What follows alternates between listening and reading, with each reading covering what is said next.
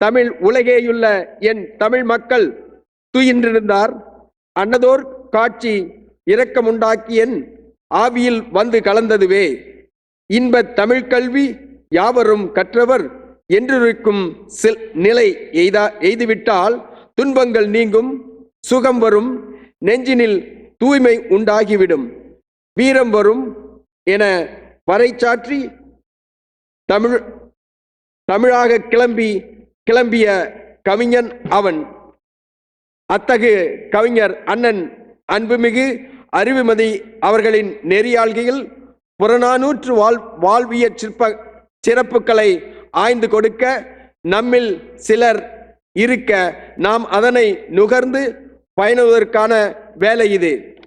இந்த அமர்வில் கவிஞர் அறிவுமதி அவர்களின் நெறியாள்கையில் சங்க காலத்தில் சாதி ஓர் புதிய ஆய்வு முடிவுகள் என்ற தலைப்பில் முனைவர் சங்கரபாண்டி அவர்களும், அஞ்சாமை புலவரின் உடைமையடா என்ற தலைப்பில் சிவயோகன் நாகலிங்கம், மன்னிக்க வேண்டும், சிவலோகன் என்று இருக்கிறது, அவருடைய சரியான பெயர் சிவயோகன் நாகலிங்கம் அவர்களும், சமூக விழிப்புணர்வு என்பது பற்றி மருத்துவர் சரோஜா இளங்கோவன் பென்சில்வேனியா அவர்களும், மற்றும் திருமதி மேகலா ராமமூர்த்தி அலபாமாவில் வந்திருக்கிறார். அவர் புறநானூற்று வழி புலனாகும் அரசியல் சிந்தனைகள் என்ற தலைப்புகளில் நம்மோடு அவர்களுடைய கருத்துக்களை பரிமாறிக்கொள்ள இருக்கிறார்கள். அவர்களுடன் நம்மிடையே நோக்கர்களாக அமைதியாக அமர்ந்திருக்கும் புறநானூறு கற்று ஆழ்ந்த புலமையோடு இருக்கும் முனைவர் மருதநாயகம், முனைவர் முருகரத்னம், கலைமாமணி இலந்தை ராமசாமி மற்றும் அனைத்து அறிஞர்கள், முனைவர் அறிவு நம்பி ஆகியோரும் இந்த கருத்தரங்கத்தில் தங்கள் கருத்துக்களை தேவைப்பட்டால் பதிவு செய்வார்கள் என்றும் கூறி சற்றும் தாமதமின்றி நிகழ்ச்சியை துவங்குகிறோம். உங்கள் கரவொலியுடன். நன்றி.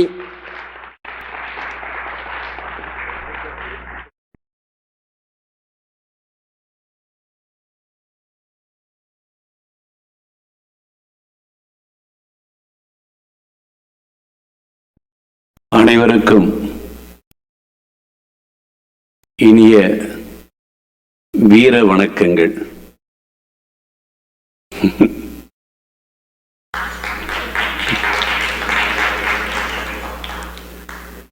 விளைச்சல் நம்பிக்கையாகத்தான் இருக்கிறது.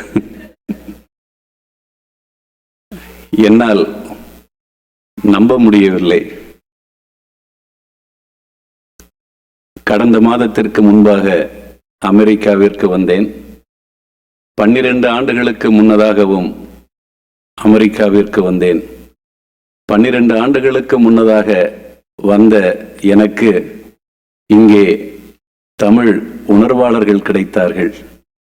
ஆனால் 12 ஆண்டுகளுக்கு பிறகு கடந்த மாதம் நான் Dallas, California, Saint Louis, Minneapolis என இந்த மாநிலங்களுக்கு சென்ற பொழுதுதான் தமிழ் உணர்வாளர்கள் மட்டுமில்லை, தமிழ் குழந்தைகளும் தமிழை குடித்து தமிழ் ஒழுக ஒழுக பேசுகிற அந்த மிகச்சிறந்த வெற்றியாளர்களாக அமெரிக்க தமிழர்கள் இருக்கிறீர்கள் என்ற மகிழ்ச்சியை, நம்பிக்கையை நான் என் தாய் மண்ணில் அங்கே வெட்கப்படுகிற ஒரு தமிழ்ச்சூழலில் வாழ்கிற எனக்கு இவற்றை சொல்லி ஒரு பெருமிதப்படுகிற ஒரு பெருமையோடு நான் சென்றேன். இந்த முறை உலகத்தில் உள்ள ஒவ்வொரு தமிழனும் பெருமைப்படத்தக்க அளவிற்கு இன்றைக்கு வாஷிங்டனில் நடத்துகிற இந்த முதன்முறையான இந்த தமிழ் புறநானூற்று மாநாடு என்பது வாழுகிற தமிழர்களுக்கு மட்டுமில்லை, பல்லாயிரம் ஆண்டுகளுக்கு முன்னதாக கல் தோன்றி மண் தோன்றா காலத்தை முன்தோன்றிய அந்த மூத்த குடிகளாக நம்மையெல்லாம் இன்றைக்கு இயக்குவதற்காக எத்தனையோ பாடுபட்டு வளர்த்த அத்தனை நம்முடைய தமிழ் மூதாதையர்களுக்கும் நாம் செலுத்துகிற வீர வணக்கமாகத்தான் இந்த வாஷிங்டனின் இந்த அரங்கத்தை நான் கருதுகிறேன். இன்றைக்கு எங்கள் தமிழ்நாட்டில் இன்னும் 20 ஆண்டுகளுக்குள்ளாக அல்லது 30 ஆண்டுகளுக்குள்ளாக தமிழ் பேச தெரியாத தமிழ் குழந்தைகளை நாங்கள் தமிழ்நாட்டில் பார்ப்போம் என்பதை நான் கண்ணீரோடு பதிவு செய்ய விரும்புகிறேன். ஆனால் தூய்மையான தமிழ் எங்கே கிடைக்கும்? தமிழ்த்தாயின் பிள்ளைகள் எங்கே கிடைப்பார்கள் என்றால் புலம்பெயர்ந்த நாடுகளில்தான் கிடைப்பார்கள் என்கின்ற உண்மையை இன்றைக்கு வரலாறு சொல்லிக் கொண்டிருக்கிறது. இந்த சூழ்நிலையில் நீங்கள் சங்க இலக்கியத்தை எடுத்துக்கொண்டு இங்கே குழந்தைகள் அமர்ந்து பாடுகிறார்கள். எம் தமிழ்நாட்டின் பள்ளிகள் அமெரிக்க பள்ளிகள் என்று நான் பிரித்து பார்க்கிற பொழுது ஒன்று பதிவு செய்ய விரும்புகிறேன். அமெரிக்காவில் ஒரு திருக்குறள் சொன்னால் $1, 100 திருக்குறள் சொன்னால் $100 என்று நீங்கள் கொடுப்பதாக நான் கேள்விப்படுகிறேன். ஆனால் எங்கள் தமிழ்நாட்டில் அங்கே ஒரு தமிழ் குழந்தை பள்ளியில் ஒரு ஆங்கில சொல் சொன்னால் $50 அவதாரம் கட்டக்கூடிய ஒரு சூழலில் அங்கே எங்கள் கல்வி சூழல்கள் எங்கள் குழந்தைகளுக்கு நெருக்கடியை ஊட்டி கொண்டிருக்கிறது.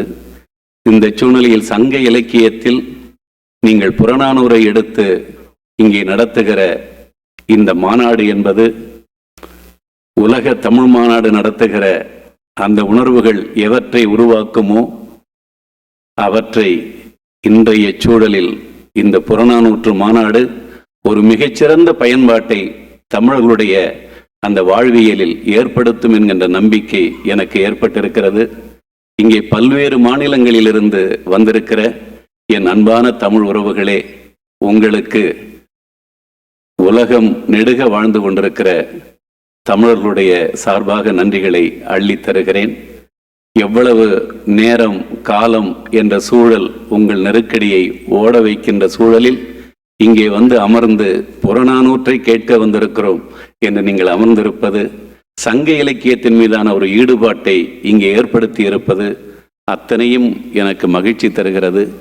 இந்த சூழ்நிலையில் சங்க இலக்கியம் படிப்பது ஏதோ கொஞ்சம் சங்க இலக்கியம் படிப்பது என்பது அவ்வளவு கடினமாக எல்லோரும் நினைப்பீர்கள். ஆனால் இந்த சின்ன சின்ன குழந்தைகள், அதுவும் ஆங்கில வழியில் படிக்கிற என்னுடைய தமிழ் பிள்ளைகள் இங்கே வந்து அவற்றை பாடுகிற போது உள்ளபடியே மெய் சிலிர்க்கிறேன். தமிழ்நாட்டில் இப்படி ஒரு குழந்தையாவது ஒரு புறநானூற்று பாடை சொல்லுமா என்றால் அது உண்மையிலேயே அங்கே இருக்காது என்றுதான் நான் நம்புகிறேன். ஆனால் இங்கே குழந்தைகள் சிலம்பம் சுற்றுகிறார்கள், யாழ் இசைக்கிறார்கள், கர்நாடக இசை, தமிழ் பண்ணிசை என அனைத்தையும் கணினியிலேயே தமிழ்நாட்டிலிருந்து இங்கே வாங்கிக் கொள்கிறார்கள் என்ற மகிழ்ச்சியோடு சங்க இலக்கியத்தின் தமிழர்களுடைய வாழ்வியலின் பண்பாட்டு செழுமைகளை சிலவற்றை சொல்லி, புறநானூற்றிலும் சிலவற்றை சொல்லி நேரம் கருதி நான் நாளை சிறப்புரையாற்ற இருக்கிறேன். எனவே இங்கே ஆய்வாளர்களுக்கு இடம் கொடுக்க வேண்டும் என்பதனால் சில எடுத்துக்காட்டுகளை மட்டும் உங்களுக்கு சொல்லுகிறேன். நம்முடைய தமிழ் விழுமியங்கள் உலகத்தின் எந்த இனத்திற்கும் சவால் விடக்கூடிய மிகச்சிறந்த விழுமியங்களை உள்ள ஓர் இனம் நம் தமிழ் இனம் என்பதை உங்களிடம் சொல்லுவதற்காக சில எடுத்துக்காட்டுக்களை தர விழைகிறேன். இங்கே புறநானூற்று பாடலை பாடுகிற போது யாதும் ஊரே யாவரும் கேளிர், இதை எல்லாருமே நம்ம சொல்லிடுவோம். நான் கடைசி அந்த 2 வரிகள் தான் மிகச்சிறந்த உன்னதமான வரிகள் என்பதையும் நாம் மனதில் நம் குழந்தைகளுக்கு அழுத்தி சொல்ல வேண்டும். பெரியோரென்று வியத்தலும் இளமே, சிறியோரென்று இகழ்தல் அதனினும் இளமே.